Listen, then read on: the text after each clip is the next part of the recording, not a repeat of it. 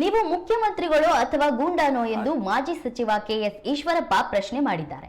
Police ಅಧಿಕಾರಿಯ ಮೇಲೆ ಕೈ ಎತ್ತಲು ಹೋಗಿದ್ದಕ್ಕೆ ಈ ಪ್ರಶ್ನೆಯನ್ನು ಅವರು ಮಾಡಿದ್ದಾರೆ. ಶಿವಮೊಗ್ಗದಲ್ಲಿ ಮಾಧ್ಯಮ ಪ್ರತಿನಿಧಿಗಳ ಜೊತೆ ಮಾತನಾಡಿದ ಅವರು ಕಾಂಗ್ರೆಸ್ ಸಮಾವೇಶದಲ್ಲಿ ನಡೆದ ಘಟನೆಯ ವಿಚಾರಕ್ಕೆ ಕುಟುಕಿದರು.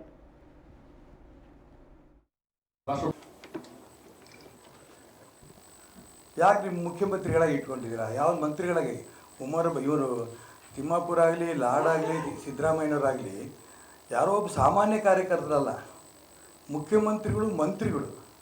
ಈ ಮಂತ್ರಿಗಳು ಮುಖ್ಯಮಂತ್ರಿಗಳೇ ನಿಮ್ಮ ಮಾತನ್ನು, ನಿಮ್ಮ ಪಕ್ಷದ ತೀರ್ಮಾನವನ್ನು ಅವ್ರು ಒಪ್ತಾ ಇಲ್ಲ ಅಂತಂದರೆ ಮತ್ತು ಇನ್ಯಾತಕ್ಕೆ ನೀವು ಅವ್ರು ನಿಮ್ಮ ಪಾರ್ಟಿ ಒಳಗೆ ಇಟ್ಕೊಂಡಿದ್ದೀರಾ? ಅದಕ್ಕೋಸ್ಕರ ನಾನು ಇಷ್ಟು ಮಾತ್ರ ಹೇಳಬಲ್ಲೆ, ಅವರ ಪಕ್ಷ, ರಾಷ್ಟ್ರೀಯ ಪಕ್ಷದ ಕಾರ್ಯಕಾರಿ ಸಮಿತಿ 24ನೇ ತಾರೀಕು ದೆಹಲಿಯಲ್ಲಿ ಸೇರಿದಾಗ ಅವರು ತುಂಬ ಸ್ಪಷ್ಟವಾಗಿ ಹೇಳಿದ್ದಾರೆ, ಪೆಹಲ್ಗಾಮ್ ದಾಳಿ ಬಗ್ಗೆ ನಾವು ಯಾವುದೇ ಕಾರಣಕ್ಕೂ ಕೂಡ ದೇಶದ ಜೊತೆ ಒಟ್ಟಾಗಿರ್ತೀವಿ. ಈ ರೀತಿ ಹೇಳಿಕೆ ಕೊಟ್ಟ ನಂತರನೂ ಕೂಡ ಮಾನ್ಯ ಕಾಂಗ್ರೆಸ್ಸಿನ ಅನೇಕ ನಾಯಕರು ತಮ್ಮ ಬಾಯಿ ಬಂದಂಗೆ ಹೇಳಿಕೆಗಳು ಕೊಡ್ತಾ ಇದ್ದಾರೆ. ಅಲ್ಲಿ ಯಾರೋ ಸತ್ತೋಗ್ಬಿಟ್ರೆ, ಯಾರೋ ಪ್ರತಿಭಟನೆ ಮಾಡಿಬಿಟ್ರೆ ಅವ್ರು ಬದುಕ್ಬಿಡ್ತಾರಾ? ಯುದ್ಧ ಯಾವುದೇ ಕಾರಣಕ್ಕೂ ಆಗಬಾರ್ದು. ಸ್ವತಃ ಇವ್ರ ಮನೆಗೇ, ಇವ್ರ ಮಕ್ಕಳಿಗೇ ತೊಂದರೆ ಆದಾಗ ಮಾತ್ರ ಇವ್ರಿಗೆ ಅರ್ಥ ಆಗ್ಬೋದು, ಇಲ್ಲಾಂದರೆ ಅರ್ಥ ಆಗಲ್ಲ ಅವರಿಗೆ.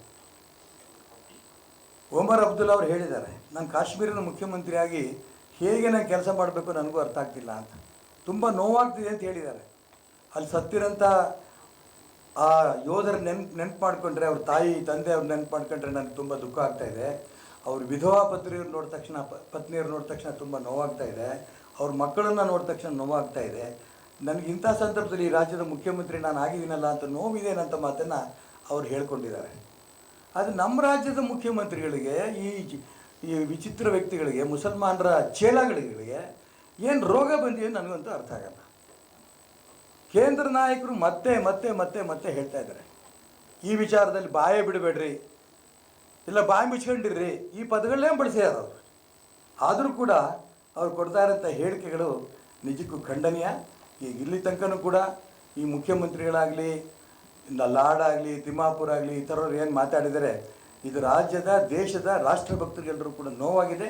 ನೀವು ಕ್ಷಮೆ ಕೇಳಬೇಕು, ಇನ್ನು ಮುಂದೆ ಎಂದೂ ಆ ರೀತಿ ಮಾತಾಡಲ್ಲ ಅನ್ನೋಂಥ ಮಾತನ್ನು ಹೇಳಬೇಕು ಅನ್ನೋದನ್ನು ಈ ಸಂದರ್ಭದಲ್ಲಿ ನಾನು ಒತ್ತಾಯ ಮಾಡೋಕ್ಕೆ ಇಷ್ಟಪಡ್ತೇನೆ. ಜಯರಾಮ್ ರಮೇಶ್ ಅಂತೂ ತುಂಬ ಸ್ಪಷ್ಟವಾಗಿ ಹೇಳಿದ್ದಾರೆ, ಇದು ಪಕ್ಷದ ನಿಲುವು, ಈ ನಿಲುವನ್ನು ನೀವು ಈ ಪಾಲಿಸಿ ಒಪ್ಕೋಬೇಕು, ಇಲ್ಲ ಬಾಯಿ ಮುಚ್ಕೊಂಡಿರಬೇಕು. ಇಷ್ಟೆಲ್ಲ ಹೇಳಿಕೆಗಳು ಕೊಟ್ಟರೂ ಕೂಡ ಕೈ ವರಿಷ್ಠರ ಹೇಳಿಕೆಗೇ ಬೆಲೆ ಕೊಡಲಿಲ್ಲ ಅಂದರೆ ಇನ್ಯಾರು ಬೆಲೆ ಕೊಡ್ತೀರಿ ನೀವು? ಅದಕ್ಕೋಸ್ಕರ ತುಂಬ ನೊಂದು ನಾನು ಈ ಮಾತನ್ನು ಹೇಳ್ತಾ ಇದ್ದೇನೆ. ಇವಾಗಿನ ತನಕ ಆ ಒಂದು ಏನು ಹೇಳಿಕೆಗಳು ಕೊಟ್ಟು ದೇಶವನ್ನು, ಇವತ್ತು ಇಡೀ ದೇಶ ಒಂದಾಗಿದೆ. ತುಂಬ ಸಂತೋಷ ಇದು. ಒಂದು ಕಡೆ ನಮ್ಮ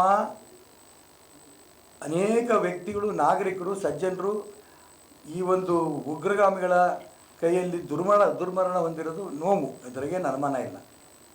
ಆದರೆ ಮತ್ತೊಂದು ಕಡೆ ಇದು ಇಡೀ ದೇಶ ಸಹಿಸಲ್ಲ ಅನ್ನೋಂಥ ಮಾತು ಬಿಹಾರ್ನಲ್ಲೇ ಮಾನ್ಯ ನರೇಂದ್ರ ಮೋದಿಯವರು, ಪ್ರಧಾನಮಂತ್ರಿ, ತುಂಬ ಸ್ಪಷ್ಟವಾಗಿ ಹೇಳಿದ್ದಾರೆ. ಇಡೀ ದೇಶದ 140 ಕೋಟಿ ಜನ ಒಟ್ಟಾಗಿದ್ದೇವೆ, ಯಾರೂ ಕೂಡ ನಮ್ಮನ್ನೇನು ಮಾಡೋಕ್ಕೆ. ಒಂದು ಸಭೆಯಲ್ಲಿ ಅಲ್ಲಿಯ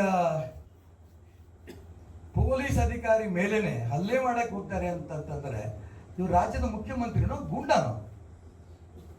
ರಾಜ್ಯ ಜನಕ್ಕೆ ಏನು ಉತ್ತರ ಕೊಡ್ತೀರಿ ನೀವು?